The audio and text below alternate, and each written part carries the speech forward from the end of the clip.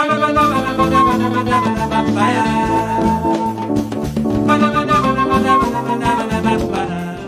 a todos, ¿cómo les va? Nosotros somos de la Corriente Nacional Docente Conti Santoro, de Razón y Revolución.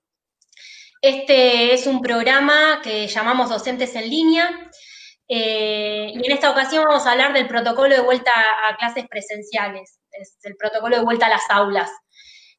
Antes de comenzar con el desarrollo del tema de hoy, voy a presentar a los compañeros y a las compañeras que van a estar en este programa. Me acompañan hoy la compañera Claudia Suárez, docente de primaria de Jujuy, el compañero Ezequiel Flores, referente de la lucha docente de Misiones, el compañero docente de escuelas privadas de la provincia de Buenos Aires, Guido Torena, y la compañera Julia Deime, delegada de ACMER Colón, de la provincia de Entre Ríos. Bueno, la dinámica del programa es que cada uno de nosotros va a contar la situación en cada uno de nuestros lugares de trabajo, y la situación general del protocolo para vuelta a las aulas. Ustedes pueden ir dejando los mensajes en los comentarios. Nosotros después vamos a tener una segunda ronda donde vamos a contestar las preguntas, las dudas que vayan surgiendo de la interpretación que vamos a responder. Y bueno, comenzamos con el desarrollo del programa. Primero habría que preguntarse por qué decidimos hacer este programa hoy de vuelta a clases. Como sabemos, durante toda la cuarentena, el tema de la educación virtual fue un tema trascendente para todos, porque sabemos de la importancia de la educación para la clase obrera, y hoy por hoy, el regreso a las clases presenciales, cómo va a ser, cuándo, bajo qué condiciones, es un interrogatorio que tenemos tanto docentes como la familia de nuestros alumnos. Al principio se dejó entrever, el gobierno dejó entrever que no se volvería hasta que no estuviera la vacuna para la vuelta a clases, pero de cara a la flexibilización de la cuarentena y al problema de a dónde van los hijos de los trabajadores y de las trabajadoras, el gobierno tuvo que plantear cómo va a ser la vuelta a clases. Así, el día 2 de julio se presentó el protocolo, marco y lineamientos federales para el retorno a las clases presenciales en la educación obligatoria y terciaria. Lo acordaron las 24 jurisdicciones. Ya un mes antes se había creado el Consejo Asesor para la Planificación del Regreso Presencial a las aulas. Es decir, hace un mes que se está viendo cómo pensar esto. El protocolo fija un piso mínimo de requerimiento para la apertura de las instituciones. Lo que se prevé es la implementación de un sistema dual. Es decir, se va a dar la combinación de la virtualidad, que es lo que venimos teniendo en estos 130 días, con alguna forma de cursada escolar presencial. Bien, el esquema dual comenzará a implementarse en aquellas provincias que tienen poca o nula circulación. Cuando se llevó adelante cuando se habló del protocolo, se pensó en 9 provincias, luego, según cómo va variando el tema del contagio, se va viendo, pero en principio, en un primer momento, las escuelas ubicadas en zonas rurales y luego las urbanas serían las que volverían. La prioridad la van a tener aquellos alumnos que finalicen la escuela primaria y la secundaria, aquellos alumnos que requieran acompañamiento específico para la trayectoria y quienes se encuentren desescolarizados. Esto vamos a ver más adelante que es así en teoría, porque hasta ahora con los alumnos desescolarizados se dejó bastante que desear. Probablemente el área metropolitana y el área de Buenos Aires y Gran Resistencia y las jurisdicciones con más casos de COVID van a ser las últimas en volver. Pero hay algo que hay que tener en cuenta, y seguramente nos contará la compañera de Jujuy, es que en última instancia la decisión queda en manos de las provincias provincias y de los gobernadores. Este sistema dual va a desarrollarse en 2 fases. Una primera fase va a ser la de capacitación para la nueva realidad y de reacondicionamiento de las escuelas y los espacios para el aislamiento. Bien, ¿qué implica esto? Uno pensará que nos van a proveer de todo lo necesario para escuelas seguras. Bueno, no nos ilusionemos porque va a ser una etapa, como dice el protocolo, donde internalicemos las medidas de distanciamiento social y las nuevas rutinas escolares. Por eso Trota anunció que el protocolo para las escuelas es lo cumplible, es lo que el gobierno puede cumplir. ¿Qué quiere decir para el gobierno lo cumplible? Bueno, que las escuelas tengan insumo de limpieza, higiene, agua potable, jabón, alcohol en gel, cestos de basura y toallas de papel. Y acá uno cuando veía eso daba gracia porque si esto es lo cumplible, nos podemos preguntar por qué no se cumple en tiempos prepandemia. Otro de los puntos señalados por el ministro, que está el protocolo, tiene que ver con las aulas. La forma en la que van a implementar son aulas burbujas. Es decir, el curso se va a dividir, la mitad del curso volvería a clases, esas clases se dividen en 4 grupos y a estos alumnos divididos se los ubica en 4 vértices en cada aula, manteniendo el distanciamiento social de 1,5 metros. A esto lo llaman burbuja porque la capacidad de dividir a los a los chicos en grupos chiquitos sirve para, en caso de que haya algún contagio, evitar seguir esta cadena de contagio. Además, cada establecimiento deberá respetar el distanciamiento de 2 metros en los recreos, en la entrada, los baños y usar tapabocas. Acá hay algo obvio, que es que se necesitan termómetros infrarrojos, bandejas sanitizantes de pies, guantes, barbijos, máscaras, pero de todo esto no se prevé, la entrega no se va a dar, y se apela mucho al cuidado individual y a la buena fe de que nadie, ninguna persona, si tiene fiebre o algún otro síntoma, va a ir a la escuela. De hecho, a falta de termómetros y testeos, cada persona va a firmar una declaración jurada que va a decir no tengo síntomas de COVID. Acá piensan que somos tontos porque sabemos que un porcentaje alto de las personas contagiadas son asintomáticas, así que por muy buena fe y predisposición que tengamos, una declaración jurada no alcanza.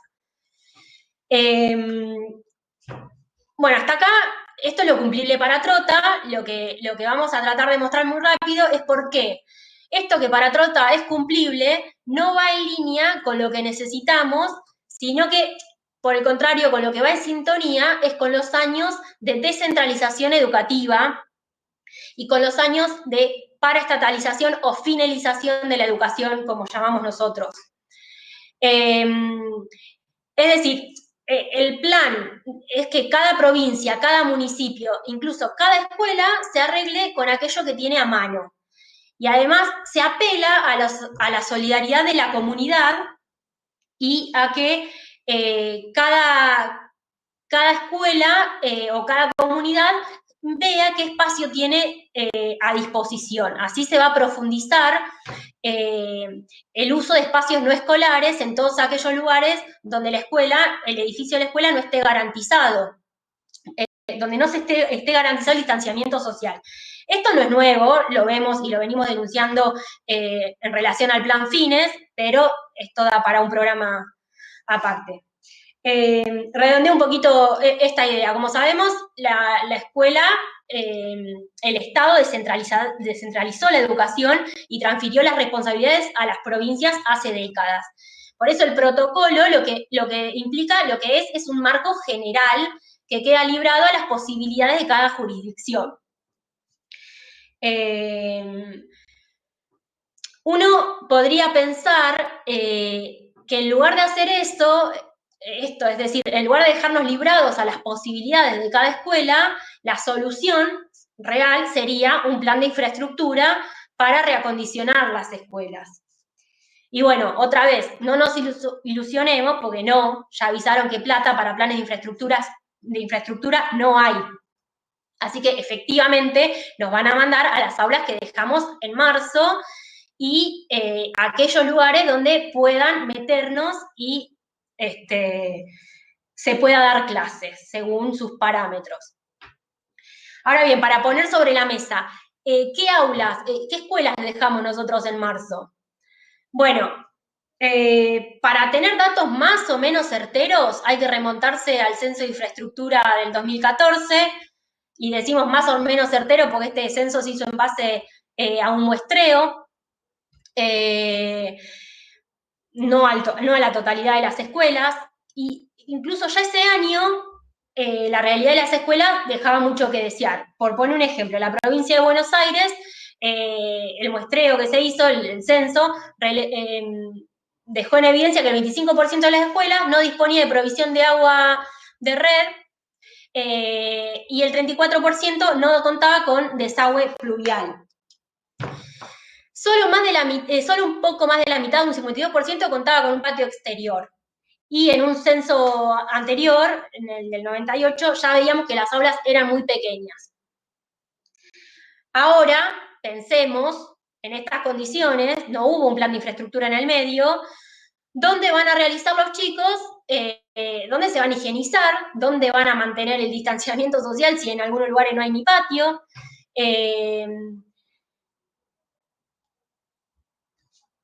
Sí. Además, algo que tenemos que resaltar y que va en relación con el plan de infraestructura es que el 2 de agosto se cumplen 2 años del crimen social de Sandro y Rubén, producto de décadas de desinversión en infraestructura escolar.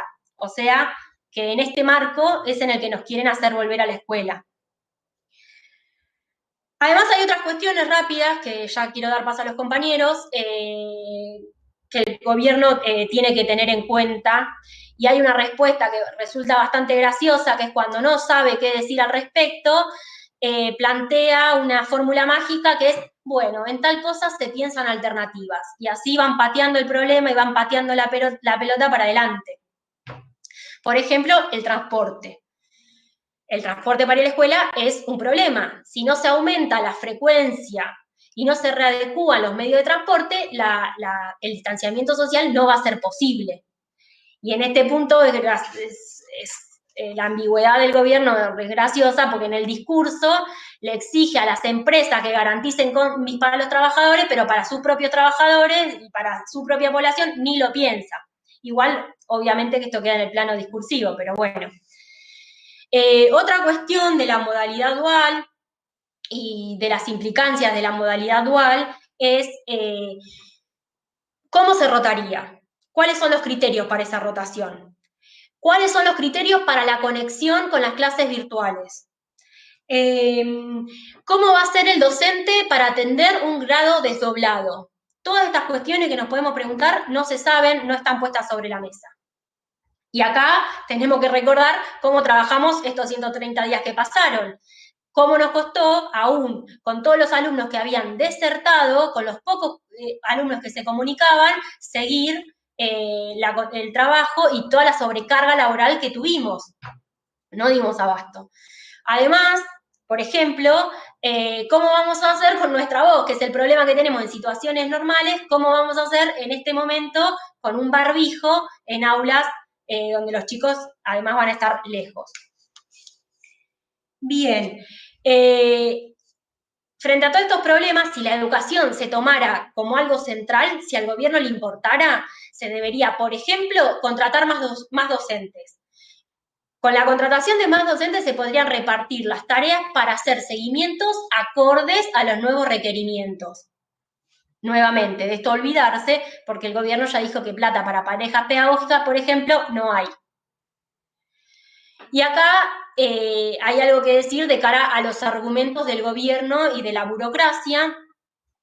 Digo esto porque hace semanas UTEBA estuvo la reunión de delegados, los delegados fuimos con estas inquietudes para ver cómo se iba a resolver el problema de vuelta a clase, y la burocracia respondió con dos argumentos.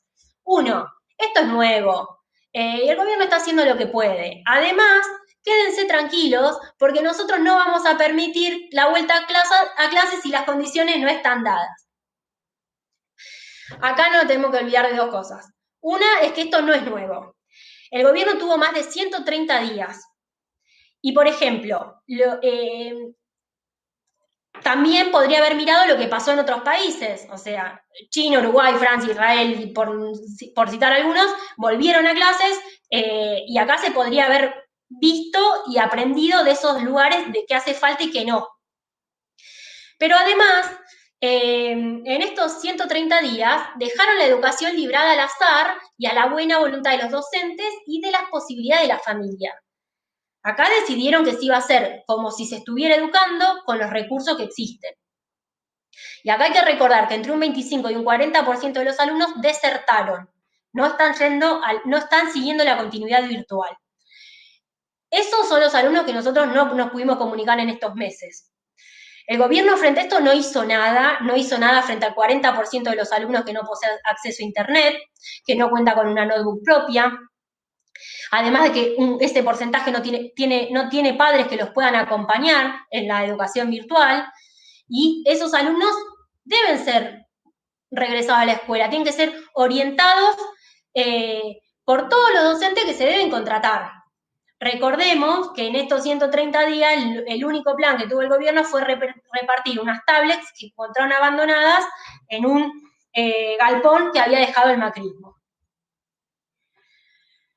Entonces, cuando te dicen quédense tranquilos, no nos podemos quedar tranquilos viendo lo que ya se hizo en estos 130 días y en la tendencia general de la degradación educativa. Por eso nosotros estamos hoy acá, por eso pensamos el problema, por eso no nos conformamos con el simple rechazo a la vuelta a clases. Nosotros tenemos una propuesta de qué es lo necesario para la vuelta a clases. No queremos que los chicos pierdan un año, porque sabemos que a la clase obrera se les juega una cuestión muy importante en la educación de sus hijos. No podemos simplemente rechazar la vuelta sin exigir todo lo que necesitamos para que los hijos de la clase obrera, nuestros obreritos, se queden sin educación. Nosotros ahora voy a dar paso a la intervención de mis compañeros y acuérdense de ir dejándonos las preguntas y las dudas que vayan surgiendo. Antes de dar paso, no me quiero olvidar que todas estas cuestiones nosotros las trabajamos en un montón de notas. Hay notas muy importantes del compañero Martín Rodríguez y la compañera Romina de Luca, y además las entrevistas de todos los compañeros de todas las provincias que fueron contando y problematizando esto, y vamos a ir dejándolas en los comentarios para que las puedan leer. Bueno, le damos paso a la compañera Claudia. Buenas tardes, gracias por acompañarnos en este programa que justamente, como decía Paz, intenta reflexionar y analizar la situación por la que atraviesa el sistema educativo y sobre todo buscar propuestas de solución frente a tantos atropellos y frente a tantas mentiras por parte de los gobiernos nacional y provincial. Y hace rato María Paz planteaba los países que intentaron volver, que volvieron a las clases presenciales y que tuvieron que dar un paso atrás. Jujuy va a ser el antecedente de esta misma situación para el país, es decir, no podemos permitir que se vuelvan a las clases presenciales sin que estén las condiciones dadas, ¿sí? Entonces, Jujuy sabemos que fue la pionera en presentar un protocolo de regreso a la virtualidad, a las clases presenciales, en esta doble posibilidad de presencial y virtual, sí que recién planteaban también. Este programa que se presentó llamado Estamos Más Cerca, voy a contar un poquito así en forma general para mostrar también, ¿sí?, cómo los elementos presentes en la provincia también están presentes en este protocolo que se presentó a nivel nacional. Sería un antecedente que hay que tener en cuenta y ver por qué no tenemos que volver hasta que el virus no esté presente y las condiciones realmente sean reales para garantizar el bienestar. En el mes de mayo, el gobierno jujeño presentó un protocolo con esa definición, pero los docentes nos enteramos después, ¿sí? ¿Por qué? Porque fue presentado entre gallos y medianoche en el mes de mayo, antes de que nos adelantaran también el receso escolar, nos adelantaron un mes a lo que estaba estipulado en el calendario escolar. Y este adelantamiento improvisado, que fue de la noche a la mañana, con el simple objeto de adelantar luego lo que sería poner en práctica, digamos, este protocolo de regreso a las aulas. Cuando se presenta esto, ¿sí? Se presentó de manera muy general, es más, nadie sabía de qué se trataba.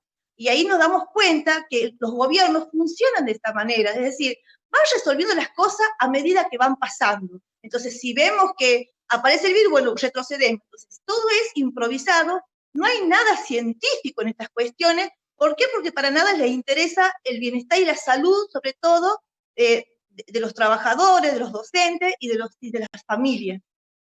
Entonces presentan este protocolo, supuestamente con aceptación, ¿sí? Aceptado por los gremios, dialogado supuestamente con los gremios, cuando los gremios tampoco llamaron ni asamblea para plantear esta situación, porque lo que iban a poner el cuerpo somos las bases, los maestros, los profesores y las familias.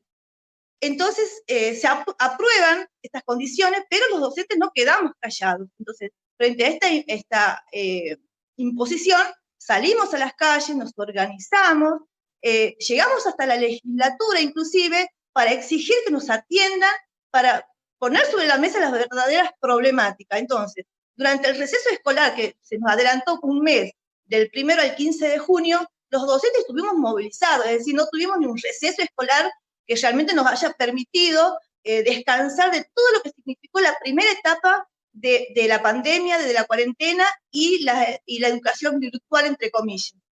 Entonces, nos plantamos, pero el gobierno siguió igual. Y cuando comenzó, ¿sí? O sea, la idea era, como no había circulación, bueno, empezar a adelantar, porque acá también había una imagen que querían mostrar, el gobernador Morales sobre todo, una imagen de que él lo podía resolver todo y que estaba todo bajo control. Nuestro fundamento para decir por qué no podíamos aceptar este tipo de protocolo, no teníamos idea de qué se trataba. Lo único que se había publicado hasta ese momento era que se retrocedía, que se adelantaba el receso escolar. Entonces, frente a este programa, avanzaron, y nuestro fundamento, como decía hace rato, tenía que ver con, primero, la característica de la provincia de Jujuy. Es una provincia limítrofe, limita con países que estaban muy complicados, que están muy complicados por el tema del coronavirus, una provincia con fronteras totalmente permeables, y esto lo vivimos constantemente, y sobre todo con el tema con la frontera con Bolivia. Pero, como no había circulación, bueno, el gobernador y el Ministerio de Educación se animaron a avanzar. Y como ya habíamos, bueno, y aparte, otra de las cuestiones fundamentales que ya también María Paz lo planteó, el tema de infraestructura, que es un problema que lo atraviesan todas las escuelas de todos los países, de todas las provincias. Pero acá la mayor responsabilidad, vean, no había circulación, entonces el gobernador lanza el programa este. Comenzando después del receso escolar, la primera fase, recordemos que en Jujuy el protocolo constaba de 4 fases.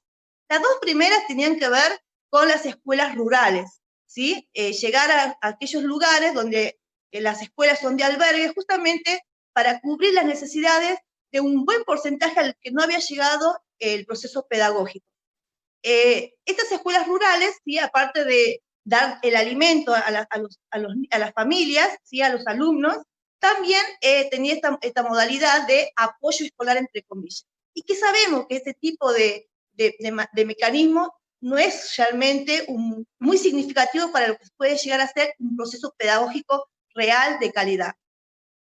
Pero resulta que el gobierno, en la primera semana, comenzaron a aparecer los casos de coronavirus, ¿sí? Es más, hoy la provincia es una de las provincias más críticas con respecto al contagio, ¿sí? Estamos en zona roja, es más, hoy estamos en fase 1 estricto y mañana, por ejemplo, nadie, absolutamente nadie puede salir. Se cierran todos los comercios porque la situación, el sistema de salud está está colapsado. Entonces estamos muy comprometidos en esta situación. Cuando el gobierno de Jujuy, el gobernador se va de viaje a La Quiaca, viene con su comitiva trayendo el virus y mostrando que realmente no estamos preparados, no estábamos preparados para no estamos preparados para resolver esta situación, ¿sí? Por eso que también decía Maripaz, por la gran degradación, la gran degradación que hay en el sistema de salud y en el sistema educativo. Frente a todos estos inconvenientes, ¿sí? Que es más, como se puso en práctica la primera fase, muchos docentes que viajaron a sus lugares de trabajo tuvieron que quedar varados debido a que tenían que volverse urgente a sus hogares para realizar la cuarentena, ¿sí? Que era nuevamente obligatorio. Ahora, entonces, frente a toda esta realidad, consideramos nosotros que estas 9 provincias, entre comillas, que estarían en condiciones de volver, consideramos que no se puede volver hasta que, como decíamos hace rato, el virus no esté realmente controlado, ¿sí? Que no esté presente la vacuna.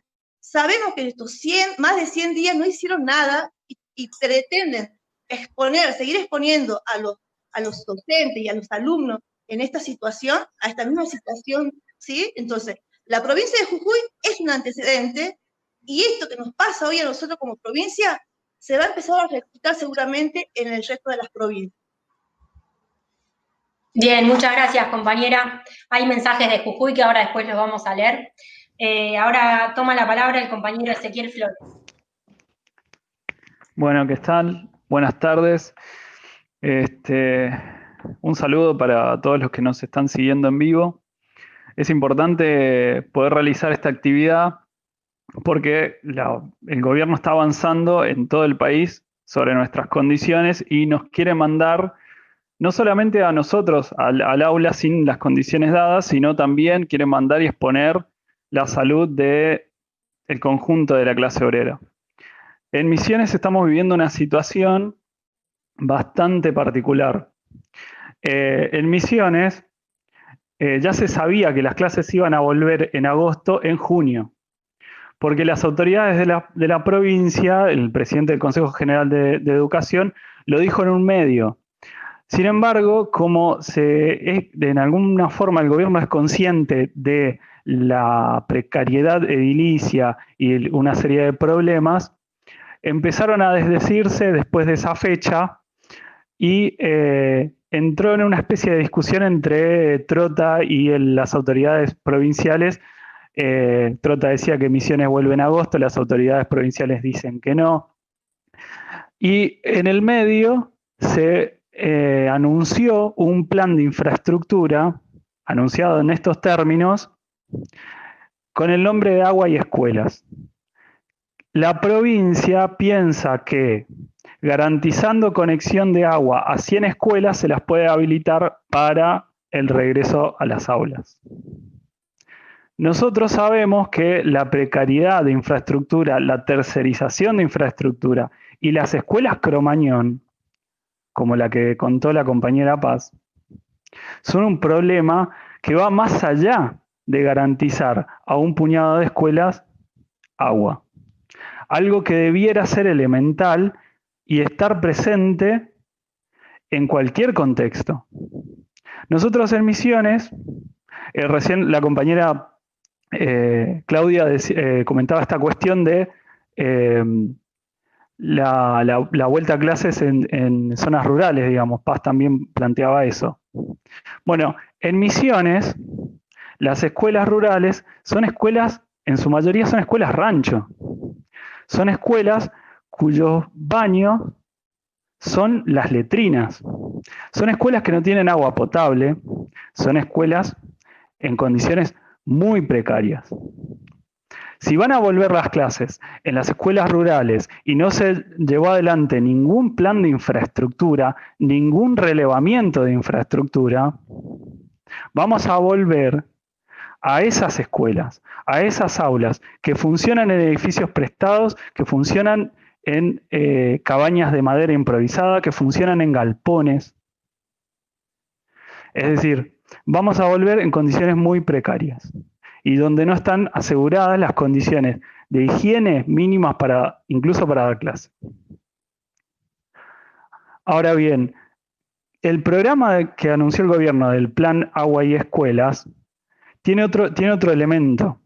Para poder registrar a la escuela, a ese programa, es el directivo quien tiene que hacer la tarea de registrar la escuela, registrar el problema, registrar en qué situación actual se encuentra ese problema, qué se necesitaría para solucionarlo. Es decir, en lugar de un ingeniero o personal idóneo para relevar los problemas, se le pide a los mismos directivos que den cuenta de qué, cómo y con qué recursos para solucionar un problema. Ahora, por otro lado, tenemos otras cuestiones que por fuera de infraestructura, pero que son tan o más importantes. En este tiempo de cuarentena y de clases virtuales, los docentes ocupados reventaron, porque la jornada, como experimentarán docentes en todo el país, la jornada se multiplicó. La jornada era de 24 horas. Ahora bien, hay una masa de docentes desocupados que no pudieron acceder a cargos. Una masa de docentes que cumplieron suplencias en 2019 que no pudieron acceder a cargo. Entonces, ¿qué hizo el gobierno? Primero, nada. Segundo, hace días sacó un bono miserable de 5.000 pesos en 2 cuotas, 5.000 pesos en 2 cuotas para los docentes que en 2019 tuvieron una suplencia de 3 meses, de forma continua o discontinua, pero 3 meses de suplencia. Un docente que hizo una suplencia de menos tiempo se queda fuera del bono. Ni hablar de que el mismo gobierno, cuando anunció el bono, reconocía. No tuvieron ingresos en todo el año, por eso ahora les damos 5.000 pesos en 2 cuotas. En estos términos fue anunciado. Ni hablar que no se está pensando en contratar a todo el personal necesario, tanto docente como no docente, para poder garantizar las condiciones. Digo no docente porque también las escuelas no tienen portero, las escuelas no tienen personal de servicio. El personal de servicio y los porteros suelen ser los mismos docentes. Los docentes necesarios para desdoblar cursos. Se van a trabajar con cursos reducidos. Se va a trabajar articulando la dualidad, ¿no? Virtualidad y presencialidad. Al menos eso dicen. Bueno, necesitamos más docentes. Y tenemos una masa de docentes desocupados. Y esa masa docente, en vez de ocuparlos para las tareas pertinentes, le das un bono miserable de 5.000 pesos. Eso está haciendo el gobierno. Y ahora, para peor, anunciaron ayer que tenemos todos los salarios congelados hasta el año que viene. La situación es muy, muy crítica. La deserción escolar está creciendo abismalmente. Y el gobierno lo sabe, pero no piensa hacer nada al respecto. O mejor dicho, lo que hizo el gobierno de Misiones, fue a partir de una aplicación pedirle a los propios estudiantes que señalen cuáles son sus compañeros que dejaron la escuela en este periodo. Y a aquellos compañeros que dejaron la escuela se les va a facilitar la promoción y el cursado. ¿Por qué se les va a facilitar la promoción y el cursado? Porque, en palabras del presidente del Consejo General de Educación, es preferible perder calidad educativa, pero que los chicos estén en la escuela. Y para ir cerrando, nosotros tenemos que proponer un plan integral para enfrentar esta avanzada de la burguesía sobre nuestras condiciones, que no son solamente las condiciones de trabajo y salariales, sino también que son las condiciones pedagógicas de nuestra tarea, y lo que está en juego aquí es la educación del conjunto de la clase obrera. Por eso, nosotros tenemos que pasar a la iniciativa. Bueno, hasta ahí. Gracias. Bueno, gracias, Ese. Continúa el compañero Guido Torena. Bueno, ¿qué tal? Buenas tardes, nos estén escuchando. Yo soy docente de escuelas privadas y la idea era comentar un poco en estos minutos un poco situaciones generales de lo que es el análisis de las escuelas privadas y luego ir, sí, claramente a las particularidades que estamos sufriendo los docentes durante la cuarentena. En primer lugar, pensar que el sector privado de la escuela ha sido, en líneas generales, olvidado en los análisis estructurales, sobre todo porque pareciese que la escuela privada está como asociada sobre todo a lo que llamaríamos clase alta o pequeña burguesía o gran burguesía. Y en realidad hay que pensar que las escuelas privadas, por lo menos de lo que es Buenos Aires, 2/3, estamos hablando de 4.000 escuelas privadas de un total de 6.000 en la provincia de Buenos Aires, están subsidiadas por el Estado. Esto es antes de la pandemia. Por lo tanto, hay que pensar en realidad que estos nuevos salvatajes que está haciendo el gobierno actual de la provincia de Buenos Aires, de Kicillof, de inyectar dinero para los sueldos, es algo que en realidad ya se viene haciendo de antes, ¿sí? Eso por un lado. Por otro lado, pensar que si 2/3 de las escuelas privadas están subsidiadas, eso en realidad no solamente habilita a los docentes, a los hijos de la pequeña burguesía a asistir a estos establecimientos educativos, sino también a hijos de clase obrera. En realidad, en estos 2/3 de la clase obrera hay un montón de chicos que intentan justamente acceder a este tipo de educación que pareciese ser privilegiado. Nosotros obviamente lo ponemos en discusión porque justamente entre lo público y lo privado pareciese que todo se empieza a desvanecer. Eso por un lado. Por el otro lado, hay que pensar que el trabajador docente promedio no distingue entre público y privado. El trabajador docente, justamente en tanto trabajador, accede al tipo de escuela que puede. ¿Por qué? Porque tiene una necesidad que es básicamente tener un salario a partir de sumar horas. Por lo tanto, no va a hacer la distinción y no la hace indefectiblemente entre escuela privada o escuela pública. La mayoría justamente trabaja en ambos espacios. Por lo tanto, hay que pensar en realidad si la educación privada o la educación en general va hacia líneas de privatización o en realidad está estatalizándose o, como decían los compañeros y las compañeras anteriormente, paraestatalizándose. Eso a nivel general, como para empezar a pensar si realmente la educación privada es escuela de clase alta o en realidad también está englobando a sectores de la clase obrera como somos nosotros los docentes.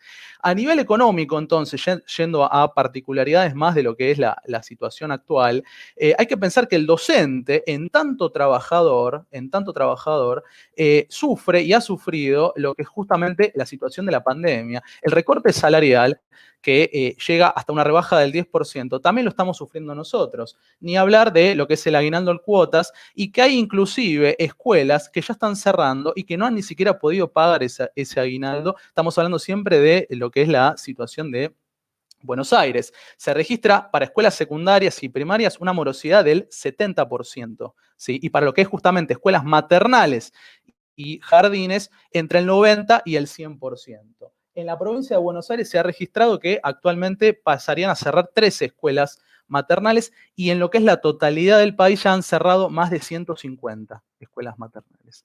Eso a nivel económico. A nivel pedagógico, atención con esto, porque pedagógicamente los dueños de las escuelas juegan un rol entre hay pandemia y no hay pandemia. Digo, hay pandemia cuando nos tienen que recortar el salario porque efectivamente estamos cobrando todo fragmentado, e inclusive ni hablar de lo que son los aportes jubilatorios o la obra social, que eso las escuelas privadas lo están descontando. En ese sentido, sí hay pandemia. Ahora, cuando no hay pandemia, es a la hora de dar clases.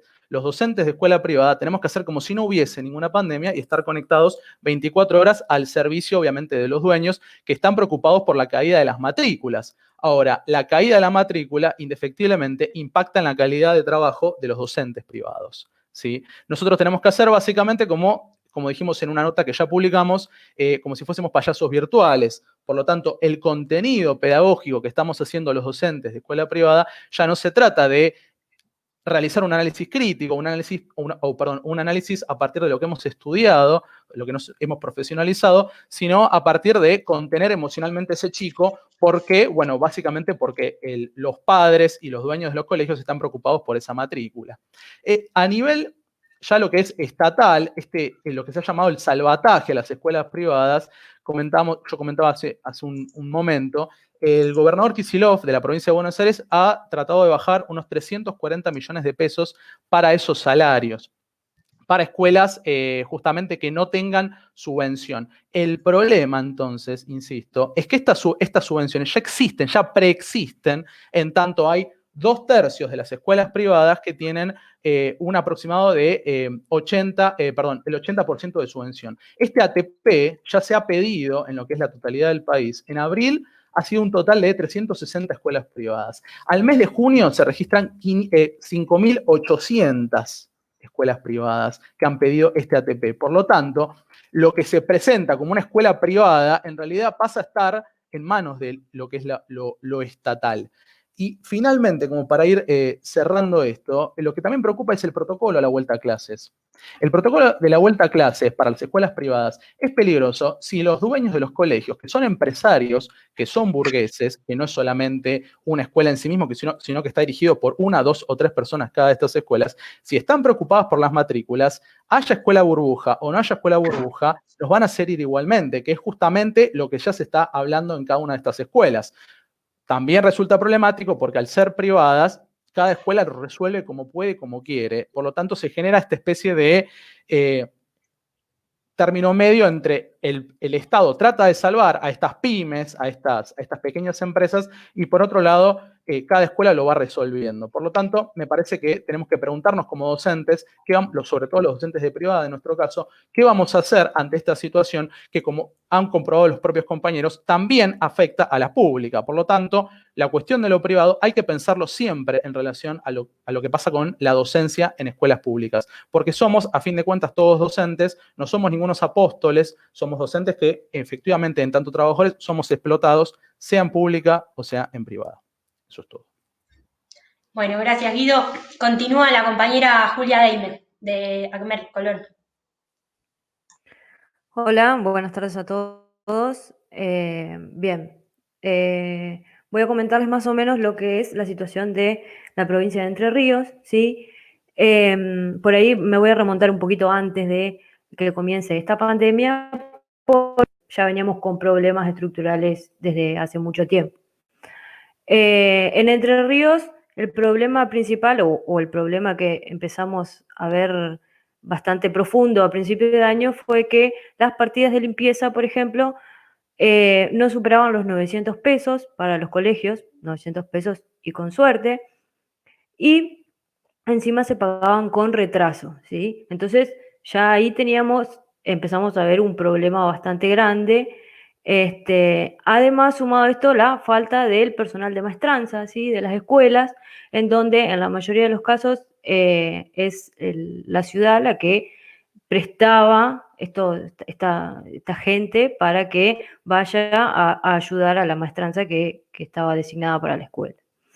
Sumado a todo esto, también tenemos la cuestión edilicia, que es muy precaria, al igual que la conexión de internet, sobre todo lo que es en las partes de escuelas rurales, ¿sí? Recordemos que Entre Ríos por ahí son pocas las ciudades grandes, hay mucho pueblo pequeño y la conectividad a internet es escasa y básicamente tampoco a veces llegan las líneas telefónicas.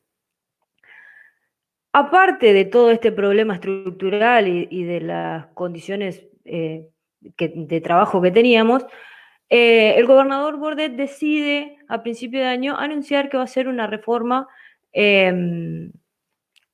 jubilatoria. Obviamente los docentes nos organizamos y realizamos una marcha también con actividades de paro y demás, a lo que el gobernador, bueno, dio marcha atrás en cierto sentido, diciendo que no va a ser una reforma que no sea inconsulta con los gremios. Obviamente esto no pasó. A principios de julio el gobernador presenta un proyecto de ley de emergencia económica, financiera, fiscal, sanitaria, administrativa y previsional, ¿sí? Esta ley básicamente lo que establece es que la clase trabajadora tiene que ser solidaria y empezar a aportar más para resolver todos estos problemas en la caja de jubilaciones. Esta ley tuvo un tratamiento express, básicamente fueron 2 días, un día en Cámara de Diputados, un día en Cámara de Senadores, y se aprobó esta ley en donde cuando un empleado público cobre más de 75.000 pesos en bruto, ya tiene que, le empiezan a descontar un plus a el aporte jubilatorio. Obviamente que son muchos los docentes que entran dentro de este aumento del aporte jubilatorio, porque como sabemos, la canasta, un docente entrerriano no llega a los 25.000 pesos de básico. Obviamente tiene que hacer doble turno, trabajar en escuelas privadas y demás. Bien, por otra parte, seguimos esperando también la convocatoria paritarias, ¿sí? En un principio se dio esta convocatoria, pero teníamos que esperar un tiempo para ver la recaudación de la provincia. Hasta el momento no sabemos qué pasó, el gremio tampoco, o sea, la conducción celeste tampoco es que ha hecho demasiado, y los docentes seguimos cobrando un sueldo que con el último aumento del año pasado y con estas cuotas que nos viene entregando el gobierno nacional en concepto de FONIT. Obviamente que nosotros estamos pagando todo lo que consumimos, ya sea luz, internet y demás, haciendo nuestro trabajo de día a día.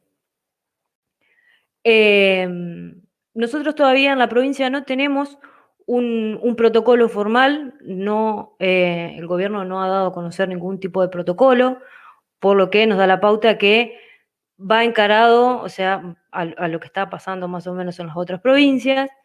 En un principio Entre Ríos perfilaba a ser la provincia que iba a arrancar primero, pero bueno, tuvimos unos picos de contagios y hay algo que hay que remarcar, que en este pico de contagios, antes de las vacaciones de julio, personal directivo y demás tranza tiene que ir a cumplir guardias mínimas a la escuela, lo que es un despropósito para nosotros. Sí, sobre todo porque nos ponen a la línea de fuego yendo a las escuelas cuando ni siquiera hay un protocolo establecido y lo único que tenemos son estas vagas referencias que nos dio Nación. Por otra parte, tenemos que, bueno, el gremio ha hecho ha tomado algún tipo de medidas, sobre todo en la parte de la ley con la ley de emergencia y de solidaridad, llamó a un apagón virtual y ahora, la semana que viene, tenemos 3 días de apagón virtual o paro, pero tampoco el gremio menciona o destaca algo de que va a llamar o a convocar a los docentes para ver qué podemos hacer con el tema de protocolo. De eso la Celeste no habla, ni de protocolo ni de nada más. Recién ahora van a empezar a las tratativas para que el gobierno nos convoque a paritarias. En cuanto a al trabajo que desarrollan los docentes en la provincia, es muy acotado. ¿Por qué? Porque las clases mayoritariamente se están dando por WhatsApp. La tarea es muy dificultosa, sobre todo por la conexión mala que hay de internet. Y a su vez, hay muchos alumnos que desertan. Desertan en el sentido de que nosotros ni siquiera tenemos un tipo de contacto con ellos, no sabemos si están realizando las tareas o no, y mayoritariamente sabemos que o es por falta de conectividad o porque en su casa no los pueden ayudar para realizar estas tareas. Y por último, para cerrar esto, debemos tener en cuenta que en Entre Ríos, por lo menos, la docencia es un trabajo prácticamente de mujeres. ¿Sí? La gran mayoría de los docentes en la provincia son mujeres. Esto hace que el teletrabajo,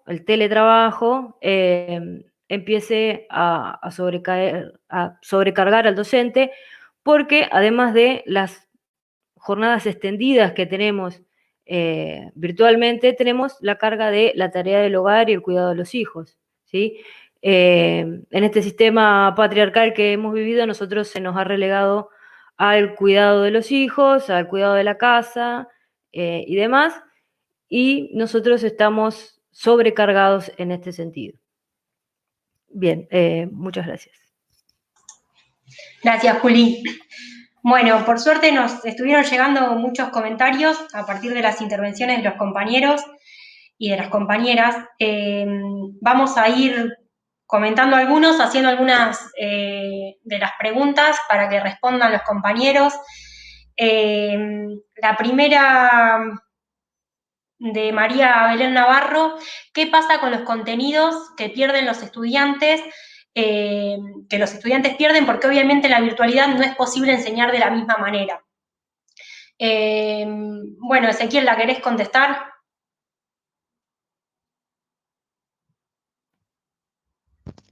Dale, ¿me escuchan ahí? Perfecto, perfecto. Bueno.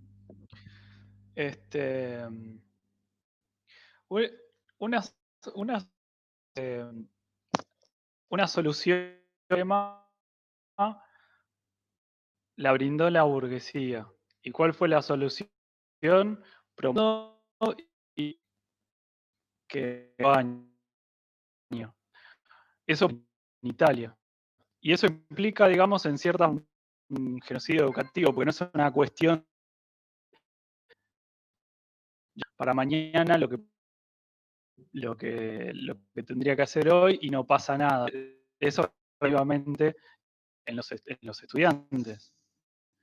Entonces ahí debe ser opción limitar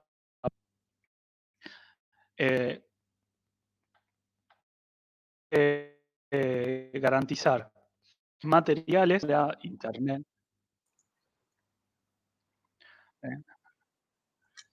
Estamos teniendo un problema con la conexión. Ahí está. Ese tendría que repetir lo último. ¿Ahí? Sí, ¿Ahí me perfecto, escuchan? a ver. Buenísimo. Sí, sí, sí. Bueno, justamente la cuestión para poder no es sino garantizar las condiciones materiales, conectividad, computadoras, Wi-Fi de calidad. Estamos teniendo acá misiones de conectividad. Pedagógicas. Digamos, del personal educativo, de docentes necesarios para realizar la tarea. No puede ser la respuesta la promoción y promoción sin ser dotar de todas las condiciones materiales. Y compañeros, además, a nosotros, me avisan que se está cortando ese. Ah, bueno, dale. Bueno, sí, lamentablemente se está cortando.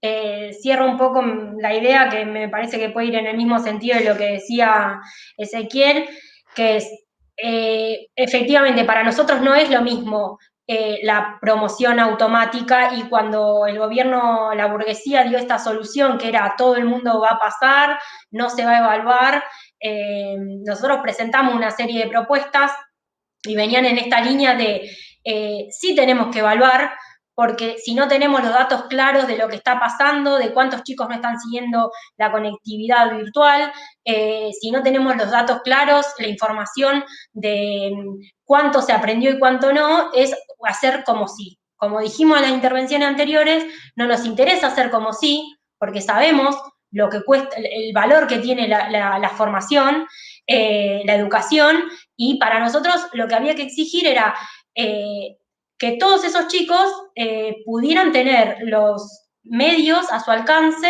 para la continuidad virtual. Por eso, ante la respuesta del compañero es, acá el abanico de respuesta fue, no vamos a evaluar para no estigmatizar, lo cual para nosotros es un error enorme, y es la respuesta que da la burguesía siempre que no quiere asumir lo mal que está haciendo las cosas.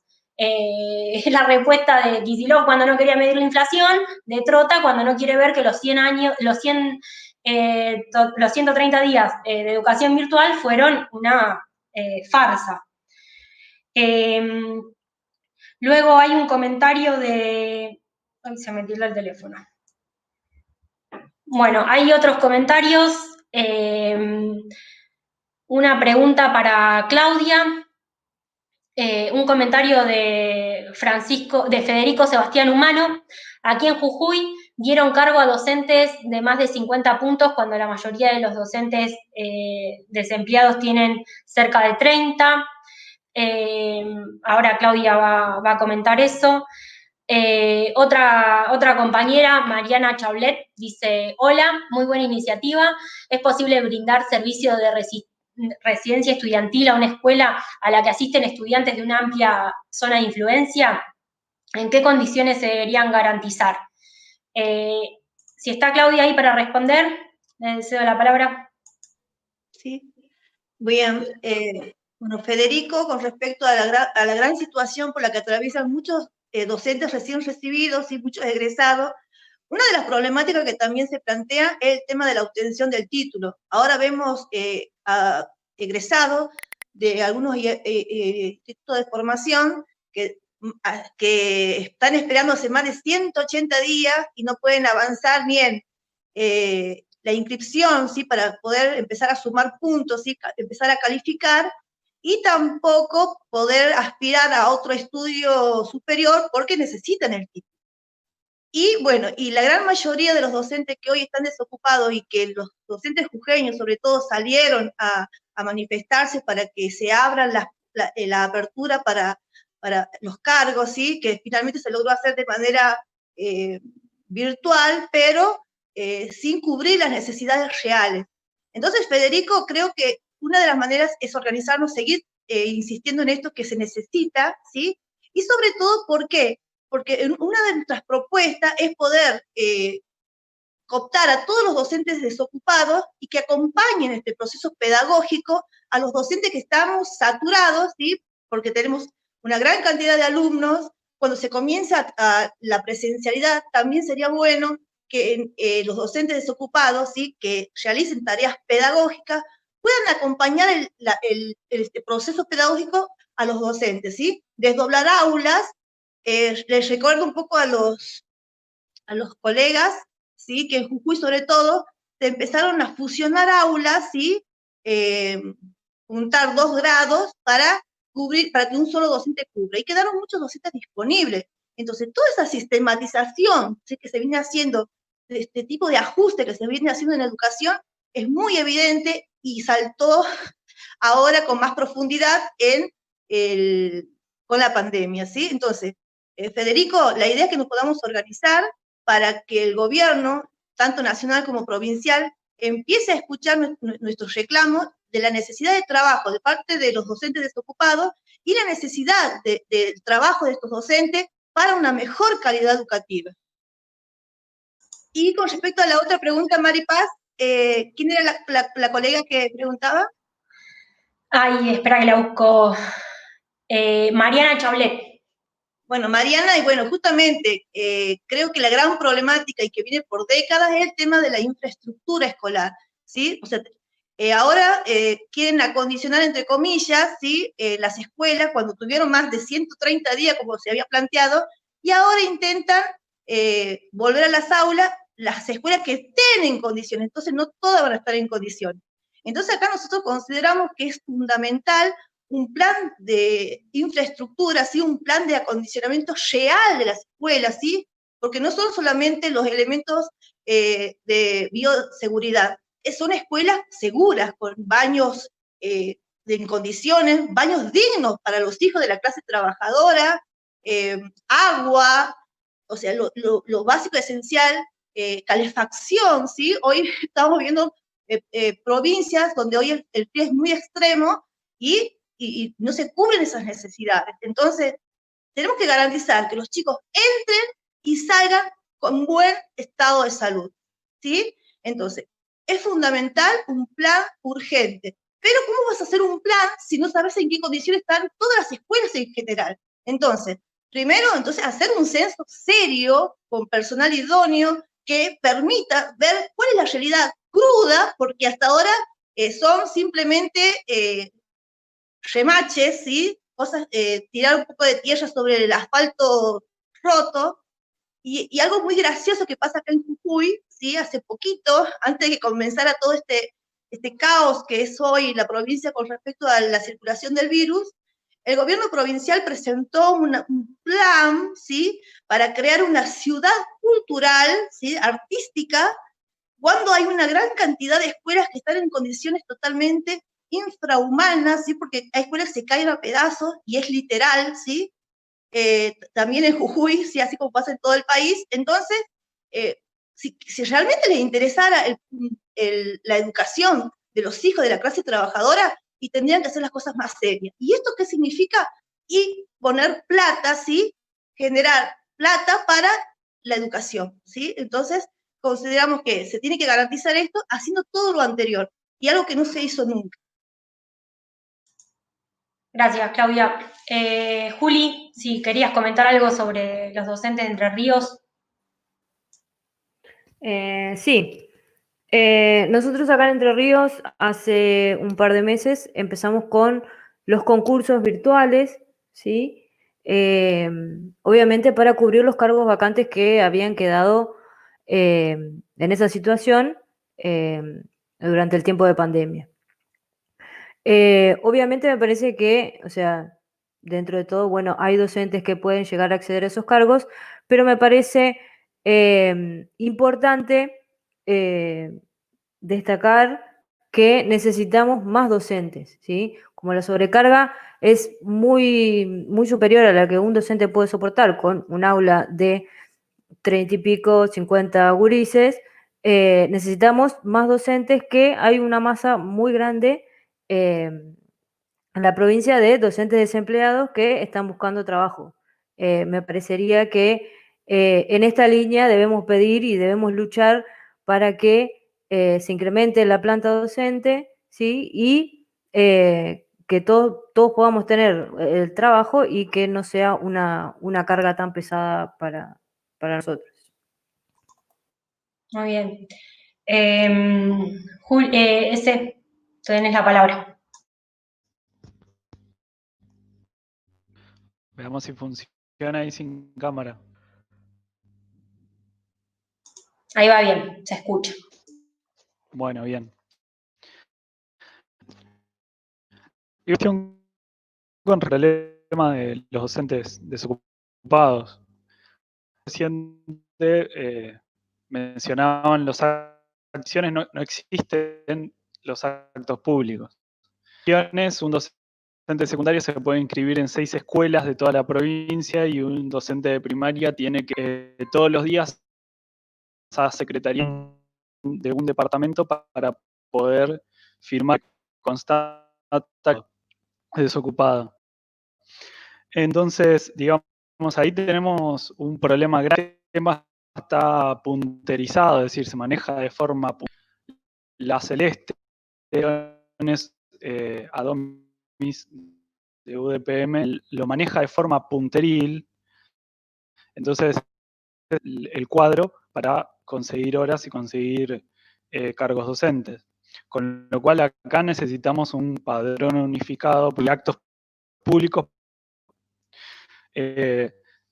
Además, digamos, hay una cuestión que es en sintonía con lo que pasa en todo el país. Docente por curso, necesitamos por eso necesitamos, sí, hay un montón de necesidades que se pueden cubrir con más docentes. A la discusión salarial, particularidades que tenemos y hoy en día, es que Axis, docentes colectivos, porque ya no alcanza este, hasta escuelas, para poder sobrevivir, básicamente. El salario es una miseria. Por eso, digamos, nosotros siempre levantamos la consigna de dos canastas básicas totales. En Misiones se pueden conseguir hasta 42 horas cátedra. En otras provincias más o menos, pero es vivir para estar reventado. Eso también es lo que uno puede enseñar en el. Así que bueno, a un posible regreta esta cuestión, resolverla. Bien, en base a lo que estaban diciendo, Viviana Vega pregunta, hola, en provincia de Buenos Aires, supongo, ¿cómo serán los actos públicos que en agosto empiezan con fines? Bueno, acá nosotros desde el principio lo que venimos diciendo, en línea de lo que decían los compañeros, es que hace falta más contratación de docentes. Cuando el gobierno provincial lo que impulsó fue el programa Piedras, que era como menos de algo alrededor de 10.200 pesos y una designación de horas de 8 horas para los docentes y encima para cumplir funciones que no tenían que ver con lo pedagógico. Nosotros desde el principio lo que dijimos fue, esos docentes tienen que ir a cubrir todas las tareas que hacen falta para esta nueva modalidad. Y en ese sentido, lo mismo planteamos para los docentes de fines y lo mismo planteamos en relación al plan fines desde que se creó, que es donde hay necesidad de un fines, se tiene que crear una escuela y todos esos docentes tienen que pasar bajo el estatuto docente en igualdad de condiciones de los demás docentes. Después también había un comentario, antes de seguir, del compañero Emiliano Barrera, un saludo, que dice, entiendo que los protocolos provinciales saldrán de las comisiones mixtas, que son espacios poco participativos y de muy escasa apertura al debate. Acá en Loma se difundieron protocolos, pero no son para nada democráticos. En este sentido, yo disiento bastante con que el problema sea si los protocolos son democráticos o no. ¿Y por qué digo esto? Acordémonos que la última reunión de SUTEBA impulsó un programa, un proyecto de ley de infraestructura escolar para la provincia de Buenos Aires. Y ahí lo que justamente a lo que apelan es a que la comunidad entera se haga cargo y vea y releve y se fije qué es lo participe de todo eso de lo que el Estado no cumple. A mí me parece que tendremos que tener cuidado con esto de exigir mayor participación, porque no nos dan mayor participación, lo que nos dan es más responsabilidades y se desliga el Estado de esas responsabilidades. Por eso, a mí me parece que sí tenemos que participar, pero de manera independiente, como clase, discutiendo. Por ejemplo, nosotros venimos planteando hace un montón un Congreso Educativo Nacional para discutir cuáles son las tareas que se tiene que llevar adelante la clase obrera para crear el programa para la educación, pero de manera independiente. Porque no, bajo esto de venía a ver cómo podemos hacer para que la infraestructura, para que la escuela siga adelante, nos hicieron ir a repartir bolsones, nos mandan a tener clases a cualquier lugar. No confundir participación o democratización con paraestatalización. Me parece que va por ese lado. Bueno, parece que no hay más comentarios ni más preguntas para responder.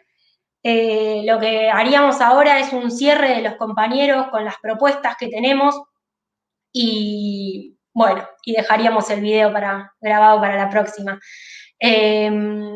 Cierra Claudia primero.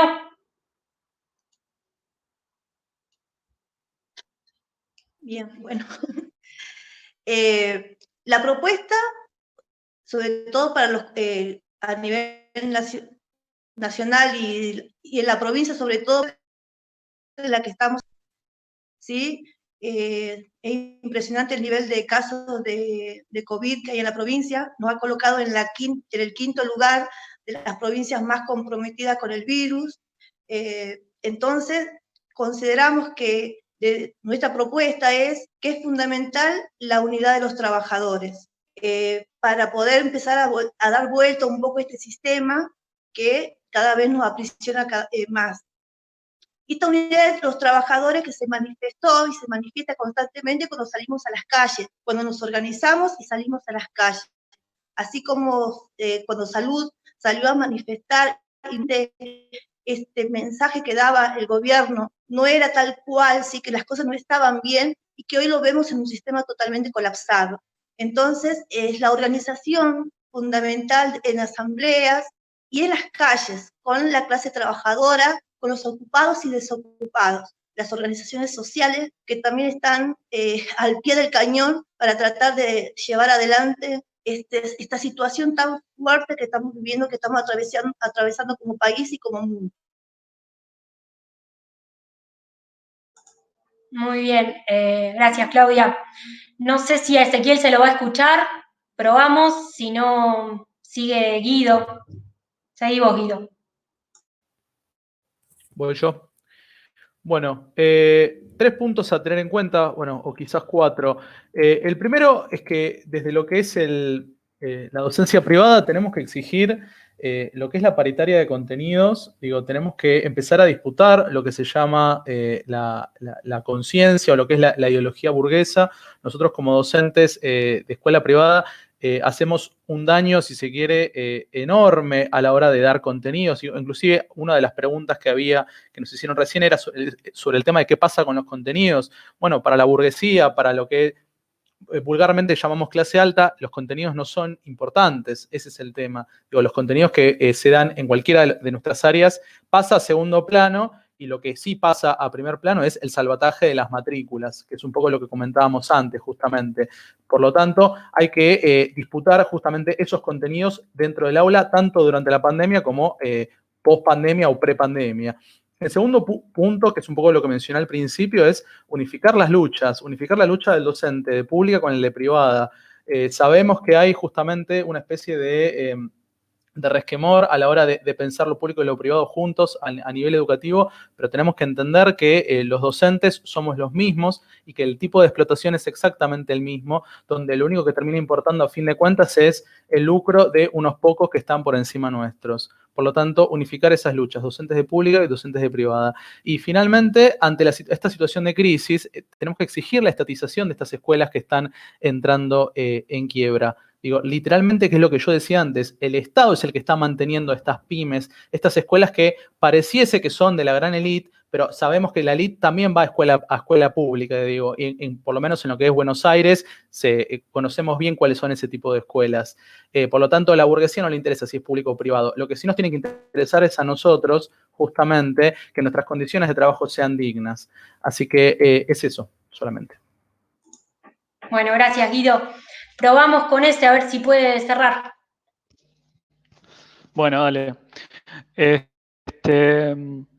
En primer lugar, nosotros estamos levantando la consigna: el docente puede estar desocupado, tanto para el proceso actual como para un posible.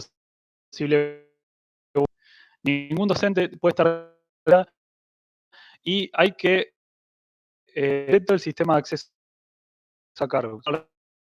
La basura y hay que contar al provincial cargos por actos públicos. En la misma línea con lo que va el compañero, la necesidad de unificar, digamos, la lucha y tener porque en eso.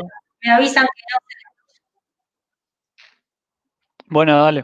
Lamentablemente ese Bueno, acá en la exigencia de Wi-Fi de calidad para todos los docentes tenemos el ejemplo. Juli, seguís vos.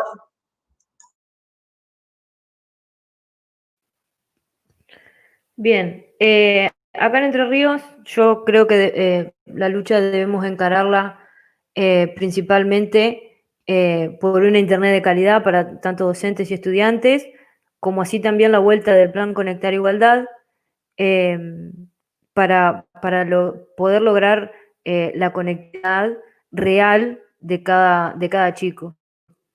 En cuanto a lo salarial, debemos seguir exigiendo la reapertura de paritarias porque no puede ser que sigamos con el mismo sueldo del año pasado cuando ha habido una inflación importante desde diciembre a julio hasta la fecha. Y por último, necesitamos un censo hecho por personal idóneo en donde podamos después desarrollar un protocolo acorde a la realidad en la que estamos. Y por último, la derogación de la ley de emergencia. Los trabajadores no podemos ser quienes estemos pagando la fiesta de la burguesía. Nada más. Muchas gracias. Bueno, gracias, Juli. Bueno, vamos a cerrar. Obviamente que queremos agradecer a todos los que estuvieron del otro lado acompañando. Como siempre también al compañero Juan Tabas, que está ahí apretando todos los botoncitos que hacen falta para que la transmisión sea posible. Y bueno, voy a cerrar yo también con nuestra propuesta, qué debemos exigir, qué es lo necesario para esta nueva modalidad.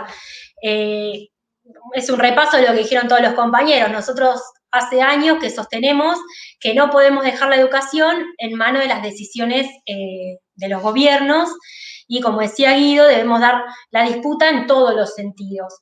Salir de la defensiva para crear el programa que necesita la clase obrera.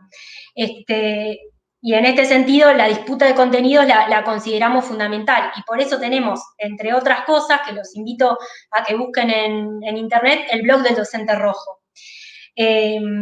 Ahora bien, frente a esta nueva crisis que está abierta con la pandemia, planteamos la necesidad de reforzar la alianza de los docentes con las familias de nuestros alumnos. Defender la educación y lo que se juega con la educación, lo que en ella se juega. Una de las cosas que defendemos desde el inicio de la pandemia y mientras dure el peligro es que cada familia pueda quedar al resguardo.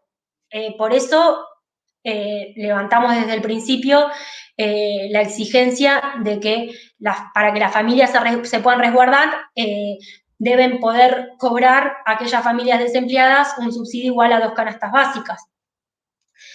Y para la vuelta, exigimos que como el componente virtual va a seguir, el gobierno debe proveer todos los elementos necesarios para la continuidad pedagógica remota.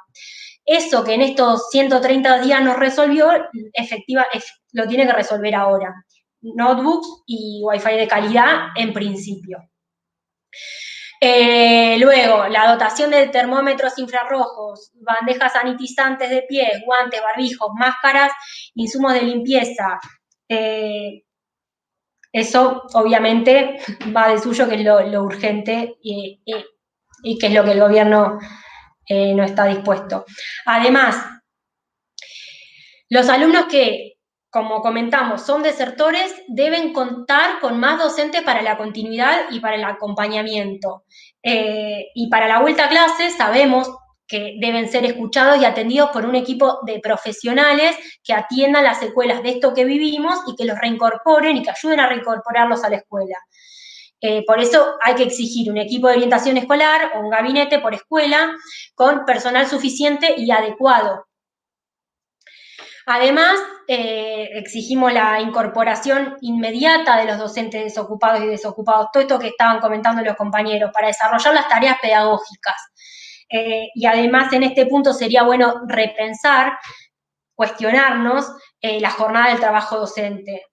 exigir una jornada concentrada en un establecimiento. Basta de ser docentes taxi, o como dijo ya no somos docentes taxi, pero igual, basta de exigir andar de escuela en escuela, que tiene que ver con nuestras condiciones de trabajo también. Además, necesitamos un censo de infraestructura nacional y un plan de obras acorde a las necesidades escolares. Esto tiene que llevarse a cabo por personal idóneo. Basta de apelar al voluntarismo de los docentes y al esfuerzo sobrehumano que hacemos los docentes en muchos casos. Para que las escuelas estén limpias, se debe dotar las escuelas del personal auxiliar necesario. Y acá justo ayer nos hicieron creer que hubo una paritaria frente al bono vergonzoso que ofrece Trota. En realidad nosotros debemos exigir un bono extra, mensual y retroactivo para cubrir todos los gastos en insumos tecnológicos, internet de calidad y todos los mayores costos que tuvimos de los servicios en este tiempo. Esto tiene que ir acompañado de una lucha por la recomposición histórica de nuestro salario, que es un salario que, como dijeron los compañeros, no cubre ni la mitad de la canasta de pobreza. Y bueno, por eso los docentes de la Corriente Nacional Conti Santoro confiamos en que mientras luchamos por la educación socialista, debemos defender y dar la disputa por una educación laica, científica y feminista aquí y ahora. Hay una lucha que se puede dar ahora y invitamos a todos a ser parte de esa lucha. Así que bueno, esperamos verlos en el próximo programa. Gracias por acompañarnos y un abrazo grande para todos. Ba-da-ba-da-ba-da-ba-da-ba-ba-ba